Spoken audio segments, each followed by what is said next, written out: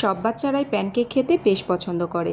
বিকেলে নাস্তায় বা স্কুলের টিফিনে এই নাস্তাটি দেওয়া যেতে পারে। এটা যেমন হেলদি তেমনি খেতেও বেশ মজাদার। তাই আমাদের উচিত বাচ্চাদের জন্য বাসায় হেলদি কিছু তৈরি করে দেওয়া। আজকের রেসিপিটির সাথে থাকবেন, আশা করছি আপনাদের কাছে ভালো লাগবে।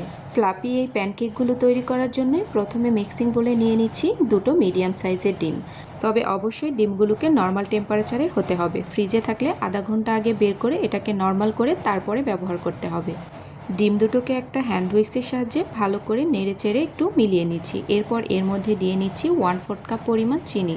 চিনিগুলোকে একবারে দিয়ে দেব না, অল্প অল্প করে দেব আর এটাকে নাড়তে থাকবো। যতক্ষণ না চিনিটা গলে যাবে ততক্ষণ পর্যন্ত আমি ডিমের সাথে চিনিটাকে নাড়তেই থাকবো। তো এই পর্যায়ে দিয়ে নিচ্ছি লিকুইড দুধ 1 কাপের থেকে একটু কম। আমি যতটুকু দুধ নেব ততটুকুই এখানে ময়দা ব্যবহার করব। এখন দুধের সাথে চিনিটাকে ভালো করে মিলিয়ে নিচ্ছি। তবে একটা বিষয় অবশ্যই খেয়াল রাখবেন, চিনিটা যাতে পুরোপুরি গলে যায়। তো এই পর্যায়ে আমি ডিমের গন্ধটা দূর করার জন্য এর মধ্যে দিয়ে নেব 1 টেবিল চামচ পরিমাণ ভ্যানিলা এসেন্স। আবারও একবার নেড়েচেড়ে মিলিয়ে নিতে হবে দুধের সাথে ভ্যানিলা এসেন্স। এটা দিলে ডিমের গন্ধটা একেবারেই চলে যায়, হাতের কাছে না থাকলে না দিলেও হবে। সব কিছুকে ভালো মতো করে মিলিয়ে নিয়েছি। এর মধ্যে এখন দিয়ে দেব ময়দা। আপনারা চাইলে আটাটাও এখানে ব্যবহার করতে পারেন। যেই পরিমাণ দুধ নিয়েছি এখানে সেই পরিমাণে আমি ময়দা ব্যবহার করেছি। এরপর দিয়ে নিচ্ছি 1 টেবিল চামচ পরিমাণ বেকিং সোডা। সব কিছুকে ভালো মতো করে চেলে নেব। আর ময়দাটাকে চেলে নিলে ভেতরে যদি কোনো গোটা ভাব থাকে তাহলে সেটা কিন্তু আর থাকবে না। তো অবশ্যই চেলে নেওয়ার চেষ্টা করবেন। তো এখন সব কিছুকে ভালো মতো করে মিলিয়ে নেব। বাচ্চারা এই ধরনের খাবারগুলো বেশ পছন্দ করে। আপনারাও বাচ্চাদেরকে এই ধরনের হেলদি খাবারগুলো অবশ্যই বাসায় বানিয়ে দেবেন। তো সব কিছু ভালো মতো করে মিলিয়ে নিয়েছি। এই পর্যায়ে আপনাদেরকে আমি একটু দেখিয়ে দিচ্ছি ব্যাটারের ঘনত্বটা কীরকম রেখেছি। একটু থকথকে ভাব করে এই ব্যাটারটাকে বানিয়ে নিতে হবে। তো এটা একদম রেডি। এখন আমি প্যানকেকগুলোকে ভেজে নেব। এরপর প্যানের মধ্যে দিয়ে নিচ্ছি 1/2 টেবিল চামচের মতো তেল। দিয়ে পুরো প্যানটাকে ব্রাশ করে নিয়েছি। এখন আমি এর মধ্যে প্যানকেকের ব্যাটারগুলো দেব।